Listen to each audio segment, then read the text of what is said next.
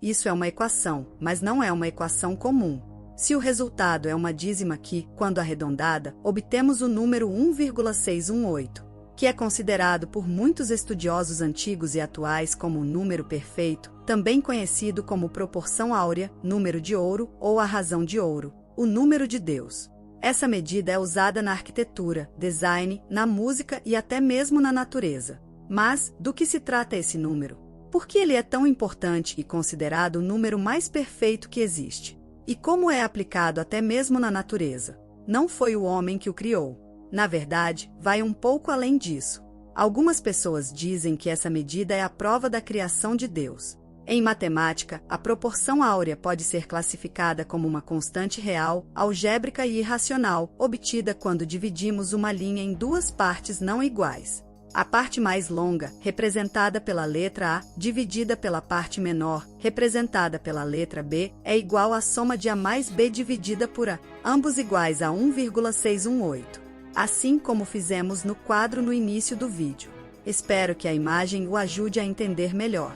Se você reparou, o resultado da proporção áurea é representado pela letra grega π, em homenagem ao arquiteto e matemático grego Pítias, que viveu no século V a.C. e teria estudado e usado essa mesma medida para a construção do Partenon, uma das mais famosas construções gregas de todos os tempos, já citado anteriormente, bem como também outras esculturas gregas. Outros estudiosos também relataram suas obras à proporção áurea, como Euclides, considerado o pai da geometria, e também Platão, que escreveu sobre esse assunto algumas vezes. Mais adiante, já no século XIII, o italiano Leonardo de Pisa, conhecido também como Fibonacci, por meio de diversos estudos, descobriu propriedades únicas em uma sequência de números. Por curiosidade, essa sequência que ficou conhecida como sequência de Fibonacci está diretamente relacionada à razão áurea. A sequência inicial é 1, 2, 3, 5, 8, 13, 21, 34, 55 e assim por diante. Se você não entendeu como chegar a essa sequência, calma, existem algumas maneiras de obter esses números. A maneira mais simples de explicar o que é a sequência de Fibonacci é seguindo alguns passos. Primeiro, faça uma lista com o número 1 duas vezes 1, 1. Depois, some os dois últimos números dessa lista. Como ainda temos apenas o número 1, a soma resulta no número 2, então a lista fica 1, 1, 2. Agora, é só somar os dois últimos números e colocar o resultado à frente, assim por diante. Lembra daquela primeira equação que mostramos no início do vídeo? Ela se explica aqui. Quando os números dessa sequência são aplicados às proporções do retângulo, chegamos ao que hoje a geometria chama de retângulo de ouro. E é nesse ponto que a proporção áurea passa a se tornar fascinante, em certo ponto, misteriosa também. Juntamente com esses estudos, descobriu-se que se aplicar as proporções da sequência de Fibonacci no retângulo de ouro, surge o espiral de ouro. Sobre isso, existe algo bastante curioso. Segundo alguns estudos, quando vemos algo com as proporções do retângulo de ouro, assim como a espiral do ouro, tanto na natureza como em construções e demais coisas que seguem esse padrão, o nosso cérebro automaticamente relaciona isso como belo e satisfatório para nossos olhos. Inclusive, até mesmo pessoas que tenham traços que se aproximam das proporções perfeitas são consideradas as mais belas que existem.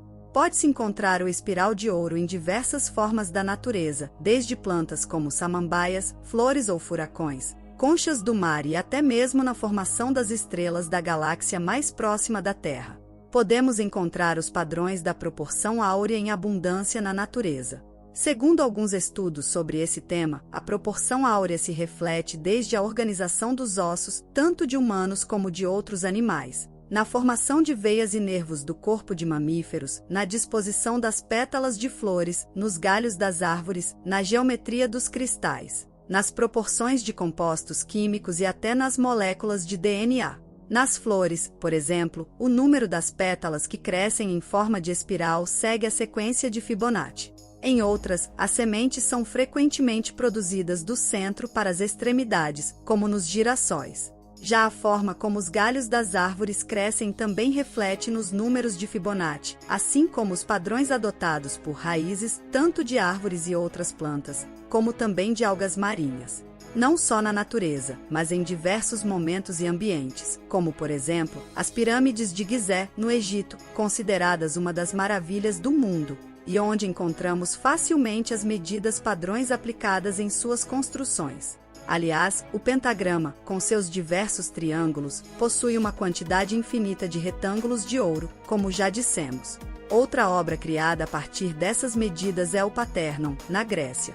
Buscando outros caminhos, podemos observar que até mesmo na música, os padrões perfeitos da proporção áurea podem ser encontrados. O número de ouro pode ser visto nas famosas sinfonias número 5, número 9 de Beethoven, assim como em várias pinturas renascentistas, como a Mona Lisa e o autorretrato de Da Vinci. Aliás, Leonardo da Vinci usou constantemente a proporção áurea em suas obras. Além de Mona Lisa, a Última Ceia também contém os padrões perfeitos. Outra obra de Leonardo da Vinci que é constantemente considerada como um símbolo da simetria do corpo humano é o Homem Vitruviano, um desenho com proporções do corpo humano que estão presentes de forma simétrica à sequência de Fibonacci e ao número de ouro. Além de Da Vinci, artistas como Michelangelo, Botticelli, Rafael, Vermeer e Salvador Dalí também fizeram uso da proporção de ouro. Pelo que vimos até aqui, a proporção áurea, ou em certo ponto podendo ser chamada de número de Deus, não é algo que possa se explicar de uma forma simples. Para os mais religiosos, esse padrão perfeito encontrado desde sempre na natureza é uma forma de assinatura de Deus e que ele deixou em sua criação. Apesar de muitos estudiosos explorarem os números de ouro, sabe-se que eles não foram criados pelo homem, apenas descobertos e desenvolvidos, como Fibonacci fez. Algo que vale uma reflexão é pensarmos se a natureza e tudo o que conhecemos foi criado e se mantém em perfeita harmonia apenas por uma coincidência, a partir da expansão do Big Bang, onde tudo se formou naturalmente, ou se algo tão perfeito com uma proporção áurea teria sido calculado e criado por algum tipo de ser tão perfeito quanto. Bom, por enquanto não podemos responder essa pergunta, mas por um lado é uma dúvida que merece ser mantida. Deixe nos comentários o que pensa sobre esse tema e o que você achou do vídeo de hoje. Eu vou ficando por aqui e até o próximo vídeo.